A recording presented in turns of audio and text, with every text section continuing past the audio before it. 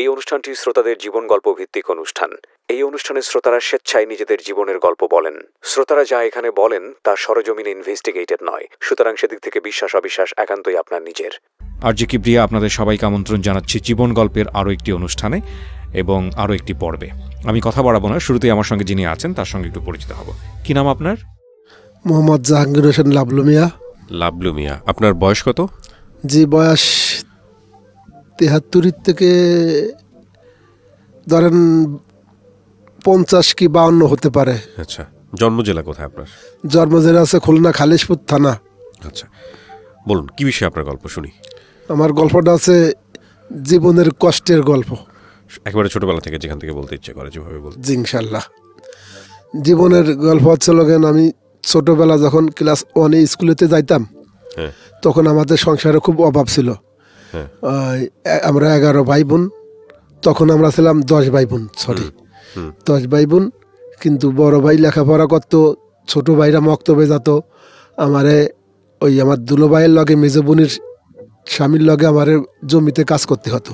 হ্যাঁ তখন আমার বড় ভাই এসএসসি পাস করলো, আর বোনরা এসএসসি পাস করলো, অনেকে করলো। তা একদিন আমার আম্মা আব্বুরে বলতেছে যে মেজো ছেলেটা লেখাপড়া করা চাইছিল, কিন্তু ও তো স্কুলে যাইতে পারলো না, সংসার টানতেছে, তাই এখন ওর তো ভবিষ্যতে কিছু ওরে কি করবে যদি আল্লাহ বাঁচায় রাখে। হ্যাঁ তখন আমার বড় ভাই ওখানে উপস্থিত খাতিরে ছিল, বলছিল যে ওর বেং আমি, ও কাজ করতেছে করুক, ভাই বোনকে লেখাপড়া করছে, সংসারের হাল ধরিছে ধরুক। হ্যাঁ তখন আর কি আমি মনের সুখে কাজ করি, গরু কিনছি, আল চাষ করছি জমিতে, মানুষের ঘরে আগ বাঙ্গাই দিছি। 8 কলস রস বাঙ্গাইলে আমারে 25 টাকা দিত। হ্যাঁ ওই আগ মেশিন দিয়ে মানে কল দিয়ে আর কি ভাঙ্গাতে হয়, গান বলি। তখন আর কি ওইগুলো করতাম, করতে করতে করতে করতে যখন 1983 সাল, তখন আমরা গ্রামের বাড়ির থেকে খুলনা 13 থানা, গ্রামের বাড়ি থেকে খুলনা খালিশপুর থানায় চলে আসি। আমার বাবা ওখানে বাড়ি করছে। তখন খুলনা জুট মিলে আমার চাকরি দেয় 83 সালে। 83 সালের 7 মাস 11 তারিখ 7 মাসের আমার জুট মিলে চাকরি হয়, প্লাটিনাম জুবলি জুট মিল। কত বছর বয়সে আপনার চাকরি হয়? আমার আনুমানিক 12 বছরের চাকরি হয় আমার। লেখাপড়া করেছেন? যে লেখাপড়া হালকা, ওই যে নিজের নামটা সই করতে পারি। কিসের চাকরি হয়? প্লাটিনাম জুবলি জুট মিলে, ওই চটকলে। কি চাকরিটা কিসের, কি কাজ ছিল? কাজ ছিল মেশিন চালানো, ওই যে হাতে কিনে দিয়ে সুতো বানাতে হতো। জুট মিলের নাম তো শুনেছেন সম্ভবত। জি জি, জুট মিল নাম শুনেছি। জি, তারপরে সেখানে বদলি চাকরি করতাম। আচ্ছা, বদলি চাকরি করি সপ্তাহে 250 টাকা বিল পাতাম, প্রতি বৃহস্পতিবারের বিল। আচ্ছা, তারপরে আস্তে আস্তে আস্তে আস্তে অনেক টাকা পাতাম, 400-500 এরম ওই বিল বাড়তো আর কি আস্তে আস্তে কাজ করলে। আচ্ছা, নাইটের দিনে করে করে 1983 7-11 চাকরি নেওয়ার পরে 93 সালে 10 বছর পরে আবার আমি 2 বাপ্পিটা মিলের থেকে কিছু টাকা লোন ফোন করে একটি গাড়ি কিনে দিই আমার বড় ভাই তখন MA পাস করে। হ্যাঁ একটা গাড়ি কিনে দিই, ওই খুলনা খালিশপুর বৈকালী নাজম সর্দারের ক্ষেত থেকে একটা জিপ গাড়ি কিনে তার কাছে দেওয়া হয়। সে ট্রেনিং সেন্টার করে, ড্রাইভার ট্রেনিং সেন্টার। ওই ট্রেনিং সেন্টার খোলে, ওই ট্রেনিং করতো, আর ওই ছাত্রদের শিখাতো। ও 3,000 4,000 5,000 10,000 7,000 টাকা করে নিত এক একজনের ক্ষেত্রে। তাক আল্লাহ দিলি তাক অনেক টাকা হয়েছে। সে ওই একটা গাড়ি দিয়ে এখন বর্তমান 8টা 9টা 10টা গাড়ি কিনছে। গাড়ি বলতে কিসের গাড়িটা? Truck, inter district truck. আপনি কিনে দেন ফার্স্ট? প্রথম কিনে দিই আমি আর আমার বাবা মিলে। আচ্ছা, ছোট একটা কিনে দিই, একটা দিয়ে এখন 8টা 10টা করছে। তাই এখন ওইগুলো করতেছে, আমরা এক সংসারে আছি, আমরা ভিন্ন না আর কি। এক সংসারে আছে, আমি মিলে চাকরি করতেছি। যখন 95 সালের ফেব্রুয়ারি মার্চের দিকে আমি আমার ওই রূপসা থানা বাবনডাঙ্গা গ্রামে আমার বোন বাড়ি বেড়াতে যাই। আচ্ছা, বেড়াতে গেলে আমি ওখানে একটা মেয়ে দেখে মেয়েটারে পছন্দ করে সেখান থেকে আবার আসি না বাড়ি। বাবা মারে লোক পাঠায় খবর দিয়ে আমার বড় বাইরে নিয়ে সেই মেয়েটাকে আমি বিয়ে করি। মেয়েটার নাম হচ্ছে তহামিনা। বিয়ে করার পরে ওখানে একটু আমি সংসারের শত্রু হয়ে গেলাম। আচ্ছা, যে বড় ভাইয়ের আগে ছোট ভাই বিয়ে করছে, তা ওই বিয়ে করে এক সংসারে আসি, লেখাপড়া করে ছোট ভাই বোনই তিনটে বোন ছোট আর একটা ভাই ছোট। আর আমার সিরিয়ালের ছোট ভাইটা চাকরি করে আর কি। হ্যাঁ তখন ওই অনেক কষ্টে আমাকে সংসার চলতেছে আব্বার সঙ্গে আমরা দুই ভাই হাত ধরেছি। হঠাৎ করে আমার সেজো ভাইটা রাগ করে বাইর থেকে পালিয়ে চলে যায় সিলেটে। 7 বছর পরে সিলেটের থেকে তারে খুঁজে পাওয়া যায়। আচ্ছা ওটা পরে বলতেছি, আগে আমার সিরিয়াল বলি। জি তখন আর কি ওই আমার বড় ভাইয়ের বিয়ের মেহমান আসে আমার বিয়ের পরে আর কি। আমি বিয়ে করে বউ খুলনা খালিশপুর নিয়ে যাই মুজগুন্নি। আমার বড় ভাইয়ের বিয়ের মেহমান আসে নোরাল থেকে। নোরালি তার বিয়ে হয়। বিয়ের দিন ওই যদিও ঘরের সংসারে আমাদের এলাকায় পরিবারে যদি কোনো বউ থাকে, যদি কোনো বিয়ে শাদী হয় নতুন করে, তাই নতুন বদ্ধ যে কাপড় চোপড় মার্কেটিং করা হয়, পুরনো বউ ঘরে থাকলে তার জন্য তাই এইভাবে করা হয়। হ্যাঁ নিয়ম, এটা আমাদের শাস্ত্রের মুরব্বীদের নিয়ম।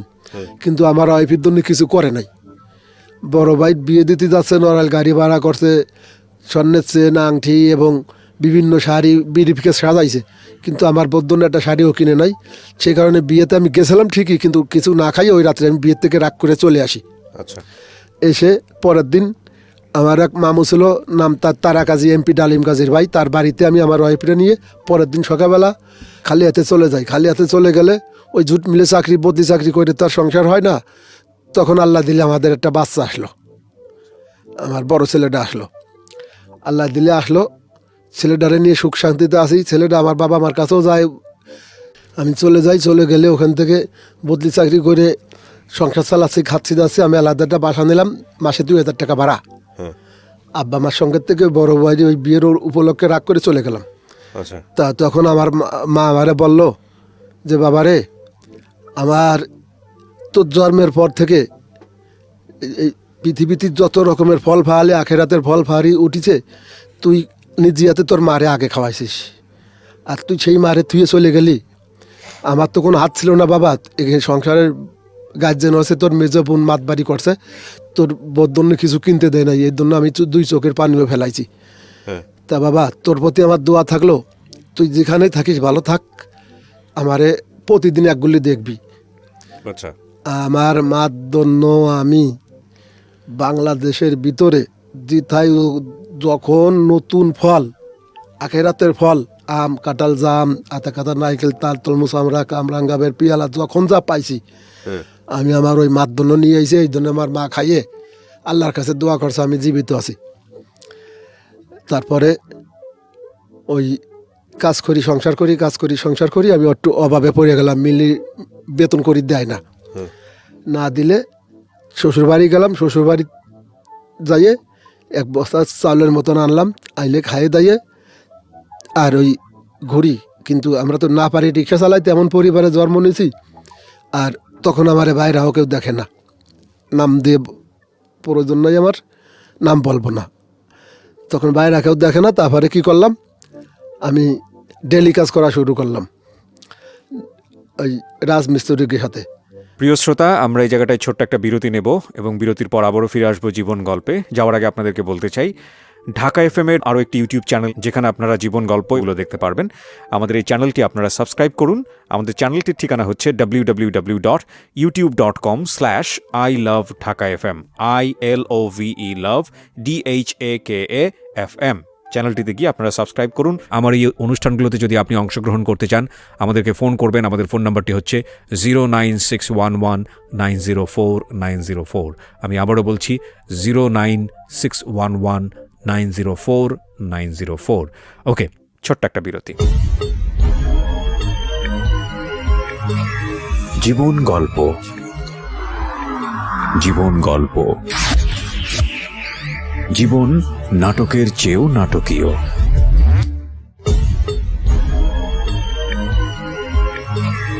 জীবন গল্প, জীবন গল্প। জীবন নাটকের চেয়েও নাটকীয়। Welcome back once again. প্রিয় শ্রোতা, আপনারা শুনছেন জীবন গল্প। আমি আরজে কিবরিয়া আপনার সঙ্গে রয়েছি। আমার এই অনুষ্ঠানগুলোতে যদি আপনি অংশগ্রহণ করতে চান, আমাদেরকে ফোন করবেন। আমাদের ফোন নাম্বারটি হচ্ছে 09611904904। আমি আবারও বলছি 09611904904। ওকে, আমরা যেখানটায় ছিলাম তারপর 3 দিন কাজ করার পরে আমার বড় ভাই আমার আবার নিয়ে আসলো তার অফিসে। সে একটা অফিস করছিল, গাড়ির অফিস। অফিসে আইনে গাড়ির ইঞ্জিলি কাজ কাম শিখে তো আমার ডেলি 100 টাকা দিত। তো 100 টাকা তো 2 কেজি চাউল আর বাজার ঘাট হয় না, হ্যাঁ বাচ্চা আছে। এইভাবে চলতেছি কয়েকদিন, কিছুদিন চলার পরে আবার মিল চালু হলো। মিলে গেলাম। মিলে গেলে এখন আমরা হয়তো একটা ওই মিলে 25 জনের মধ্যে একটা নেতা থাকে, তাই সেই বদলি সংগঠনের নেতা আমারে বানালো। আচ্ছা নেতা বানাইলে আমি মিলটা ভালোভাবে চালালাম। রাতে দিনে প্রোডাকশন দিয়ে দিয়ে যত প্রোডাকশন দেবো তত আমাদের মিলের পক্ষে ভালো। আমাদের ম্যানেজার ছিল শিবু সাহেব, তার নাম বলা যাবে, সে খুব ভালো লোক। তিনি উৎসাহ করে আমারে খুব কাজে লোকজন ডাকে, আমার ডাকে আবার লোকজন আসতো, কারণ আমি ওখানে একটা ভালো লোকে যারা ভালো কয় সেই ভালো, আমারে অনেকে ভালোবাসতো। এই জন্য আমার ডাকে যে কোনো মুই থেকে 1-150 লোক আসতো। জুট মিল চালু করে দিয়ে প্রোডাকশন দিয়ে টিয়ে নেতা হলাম, কাজকাম করলাম। আমার কাজ করতে করতে করতে করতে 2002 সালে আমার ছোটো আর একটা ছেলে হইল। আচ্ছা তখন আমি ওই ছোটো ছেলেটা বড় ছেলেটারে নিয়ে বড় ছেলেটারে স্কুলে ভর্তি করলাম, ক্লাস 1-এ। ওই যে গেদু অনেক হয় মানুষ, ছেলেরা খুব চালু ছিল। আমার বাপ মা ওকে ভালোবাসতো, ভাইরাও ভালোবাসতো, জি কিন্তু আমার আর্থিক দিত না। বলতো যে ও বড় লোক হওয়ার লাগে যুদ্ধ হয়ে গেছে, এই জন্য ও কিছু পাইব না। আচ্ছা তখন 2002 সালে আমার, এর আগে একটু কথা ভুলে গেছি, একটু বলবো। জি জি বলেন। এর আগে 2000 সালে আমার আব্বা চাকরি থেকে রিটায়ার্ড হলো। রিটায়ার্ড হলে 8 লক্ষ টাকা পাইলো। 8 লক্ষ টাকা পাইও আমার ছোট ভাই কোর্টে যে চাকরি করতো তার সাথে মিলিয়ে টাকা দিয়ে বাড়িতে, আমাদের গ্রামের বাড়িতে তার কথায় 52 শতকের বিঘার 7 বিঘে জমি কিনছে। জি ওই জমি আমার নামে দেয় নাই। 52 শতকে বিঘা আপনাদের ওখানে? জি, বাবা, এখনো বর্তমান 52 শতকের বিঘা। ইন্টারেস্টিং। তার 7 বিঘে জমি কিনছে। হ্যাঁ এইরকম 7 বিঘে জমি কিনছে, আমার নামে দেয় নাই।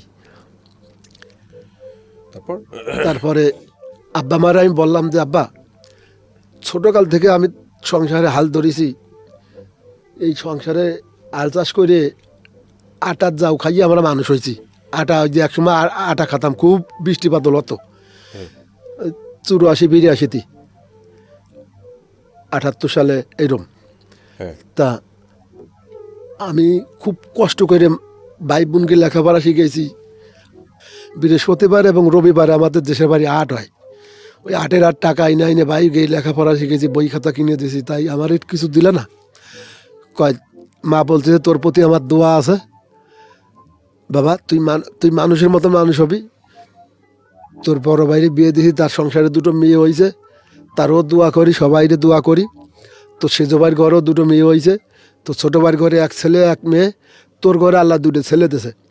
তোর প্রতি আমার দোয়া রইল। জমি জমা কিনতেছে কিনুক, যদি তোরে কিছু না দেয় আল্লাহ তোরে দেবে। মা এই করে ঠান্ডা করলো। বাস আস্তে আস্তে আস্তে আস্তে আমরা হতে চলে আসলাম। বাপ মারা ওই গ্রামে বাড়িতে যাইয়ে ওনরা সংসার করে খাতিছে, আমরা শহরে থাকতেছি। ওই জুট মিল 2008 সালে বন্ধ হয়ে গেল, তত্ত্বাবধায়কের আমলে। 2008 সালে জুট মিল বন্ধ হয়ে গেলে আমি গাড়িতে উঠলাম। ওকে গাড়িতে উঠলে গাড়ি অ্যাক্সিডেন্ট করলাম 2010 সালে। 2010 সালে গাড়ি অ্যাক্সিডেন্ট করলে আমার গালছে চোখরা ভাঙ্গে চুরে, আমি এখন পঙ্গু। পরে আমার বাপ মা চিকিৎসা করেছে, আমার বড় ভাই এসে চিকিৎসা করেছে। এটা সত্যভাবে আমার চিকিৎসা করছে। 3,60,000 টাকা নিছে। এটা তারা বাপ মা বলে, আমি তো মরা, আমি তো আর জানি না। যাই হোক, সুস্থ হয়ে আবার আইছি। 2012 সালে মিল চালু হয়েছে, 2008 সালে মিল বন্ধ হয়েছে তত্ত্বাবধায়কের আমলে। 8, 9, 10 সালে মিল চালু হয়েছে। চালু হইলে মিলে আবার কাজকাম করতাম। হঠাৎ করে মিলে একটু গাঞ্জাম বাঁধলো, বরিশাল, খুলনা, ফরিদপুর নিয়ে আমি চলে গেলাম কক্সবাজার শিমুলতলি পার হাউসে চাকরি করলাম ডেলি বেসিস। সেখানেও আবার মাঝে মাঝে বন্ধ হয়, টাকা ঠিক মতন দেয় না, যে সর্দারের আন্ডারে গেছি। চলে আসলাম খুলনা আসার পরে আমার 2টো বাচ্চা নিয়ে লেখাপড়া বন্ধ, আমার ছেলেরা SSC পরীক্ষা বন্ধ, টাকা নাই, দিতে পারতেছি না। বাপ ভাই দেয় নাই, তাকে নাম বলবো না, তারা সুখী আছে, ভালো আছে।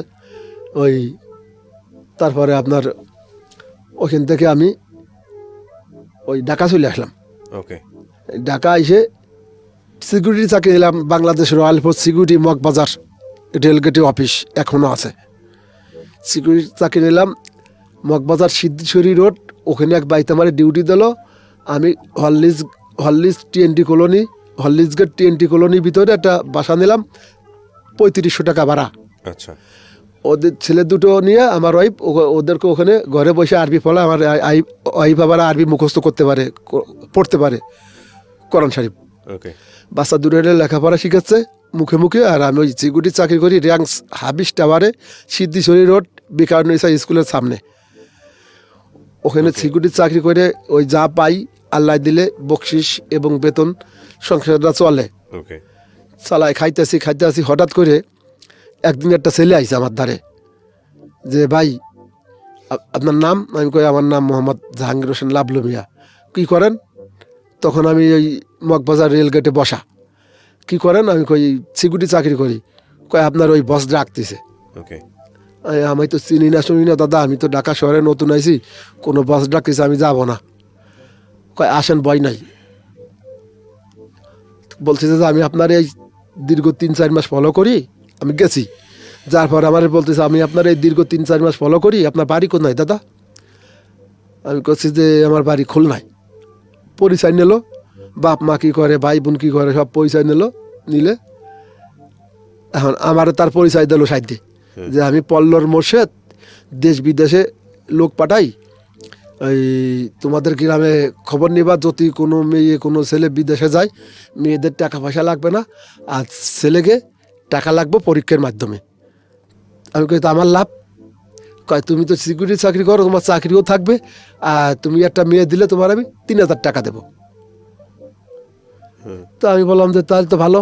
তা আমি হঠাৎ করে আমার সে যে বুন্ডারে ফোন দিলাম, যে বুন্ডারে মোল্লাহাট থানায় বিয়ে দিয়া দাইলা গ্রামে, যে সে জফা আমি তো সিকিউরিটি চাকরি করি, আমি তো আসতে পাই না, দেশ কোনো লোক বিদেশে যায় নাকি? এখানে এক ভাই আছে পল্লন মোর্শেদ নাম, তার বাসা বাড়ি অমুক জায়গা, আমারে নিয়ে গেছে, আমি দেখে আইছি। তাহলে তার বাড়ি খোয়ানে ঘর খোয়ানে আমি চিনি না, কিন্তু বাসা আমারে চিনেছে, তার পলায় যাবে কোথায়? তাহলে তার আমরা আগে টাকা পয়সা দেবো না, যদি লোক থাকে তাহলে দিতে পারিস। তা বলছে ঠিক আছে, যে আমার মেয়ের জামাই মানে আমার বোন বাগনি জামাই, তারে আগে ফাটাবো। ঠিক আছে, তাহলে বাগনি জামাইরা আনছি ঢাকা, আমি চাকরি করতেছি, আর বাগনি জামাইরা আনছি।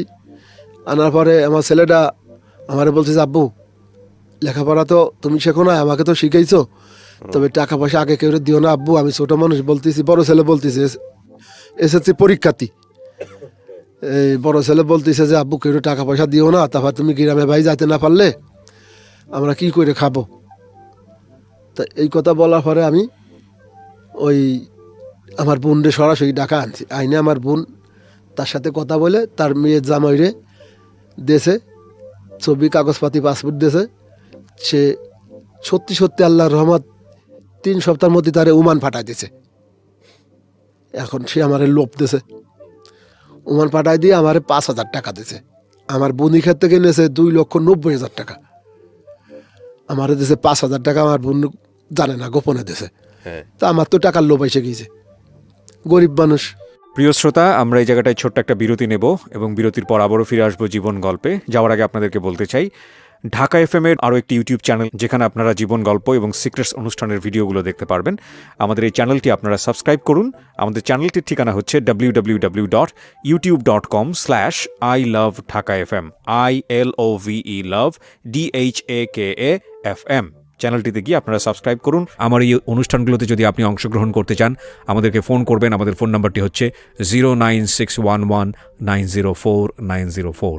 আমি আবারও বলছি 09611904904। ওকে, ছোট্ট একটা বিরতি। জীবন গল্প, জীবন গল্প। জীবন নাটকের চেয়েও নাটকীয়।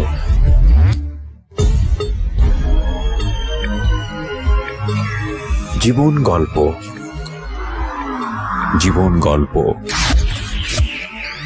জীবন নাটকের চেয়েও নাটকীয়।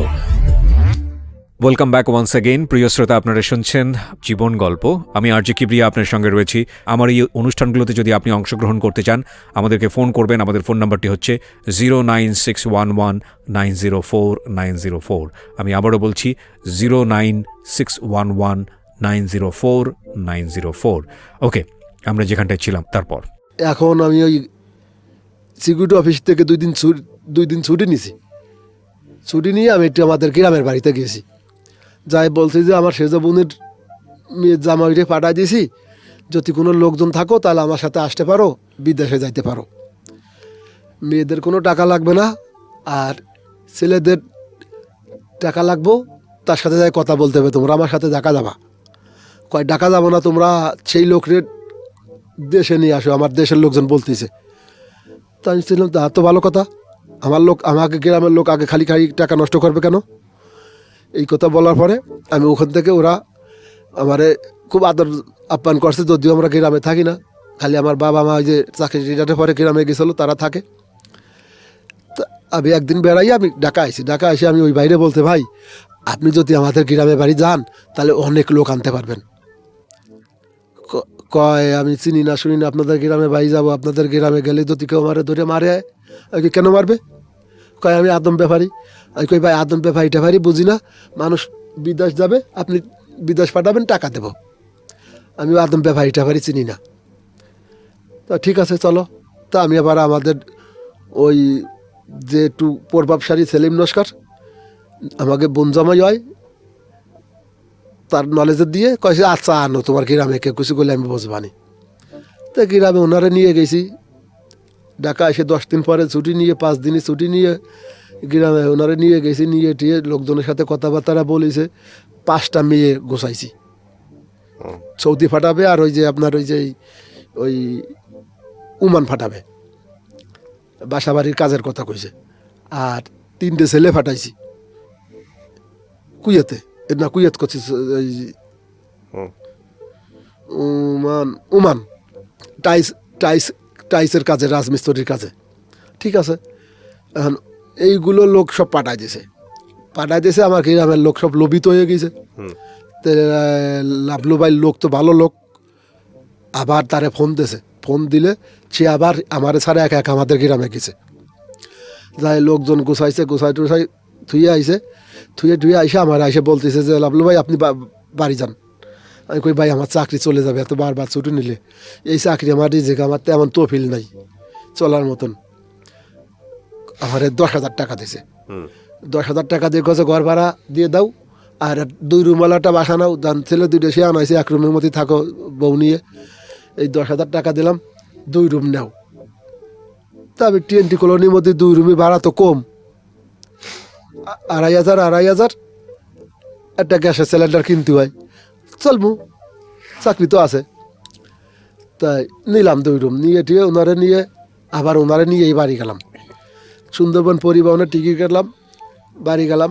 বাড়ি যাইয়ে ওনারে লোকজন দিলাম। লোকজন দেওয়ার পরে এখন লোকজনও দিছি, খট করে কিছু লোকের ক্ষেত্রে টাকা নিয়ে নিয়েছে। একজনের ক্ষেত্রে থেকে 2,50,000 নিয়েছে, আর একজনের ক্ষেত্রে নিয়েছে 2,59,000। কিন্তু টাকাটা আবার আমার আর্ধেক গুনে দিছি।